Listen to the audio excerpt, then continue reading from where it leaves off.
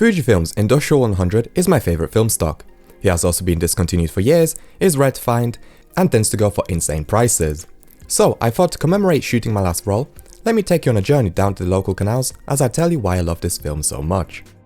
There are two theories as to what Fujifilm Industrial 100 actually is.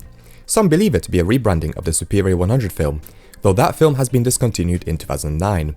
It is more likely then that Industrial 100 is a rebranding of the Japanese exclusive Fujicolor 100 film. Whatever the case may be, Industrial 100 film was created, or more accurately rebranded, as being for business use, likely being sold in bulk at a discounted quantity for Japanese businesses that needed to shoot on film. Industrial 100 film has been discontinued in 2020. I cannot find a reason why, but I can certainly give it a good guess. While Japanese businesses are somewhat known to hold on to old technology, see Sony and how they still produce mini discs, their stock likely made no sense to manufacture nowadays with the prevalence of cameras in your pocket. While Industrial 100 has been discontinued, Fujicolor 100 is still being currently manufactured. The basic thing that you need to know about shooting film is that each film stock has its own characteristics. Well, to a point. The way an image looks gets influenced by its exposure and actually its edits. Even if you send off your pictures to a film lab, a human looks at your pictures and manually color corrects them. However, there are still basic characteristics at play. Greens and yellows are this film's defining characteristics. Yellows are very subdued, which allows the greens to absolutely pop, and not in a saturated sort of way, but in terms of just how deep they are. The blue skies have a beautiful shade of cyan to them, and I think this is due to the film's overall color temperature being quite cool, just like the Fujifilm C200.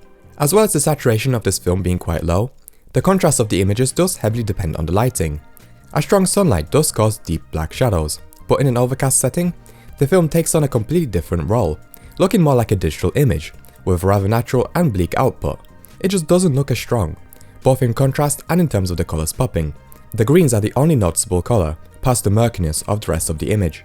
Industrial 100 makes for perfect film stock for landscape photography with how it represents the world. Speaking of which, the whole point of shooting film for me is that the pictures aren't accurate like digital, but instead, film like Industrial creates a perfect, overly positive representation of what you are shooting. Just like how you imagine the scene in your head, a beautiful memory from the past.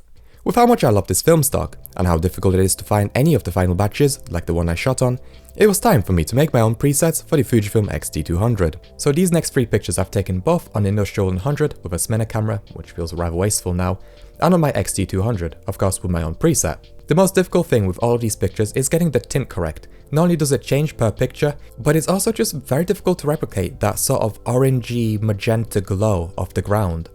This is definitely my best attempt. The only thing that's really missing here is the grain. Here I didn't have any Industrial 100 pictures to compare against, these were just shot on my camera alone.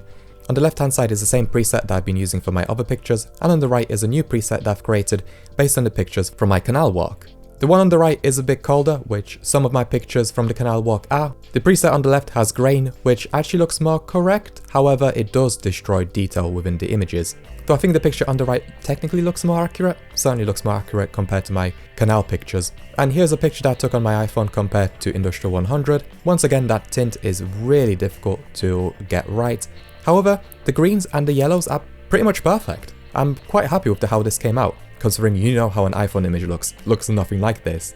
While the film lives on as Fujicolor 100, it is extremely hard to get any information on the film, like when it was manufactured, and it's even more difficult to get a hold of, as it seems no retailers in the UK have decided to import it. So unfortunately, I will likely never get to shoot this stock again, and that's a shame.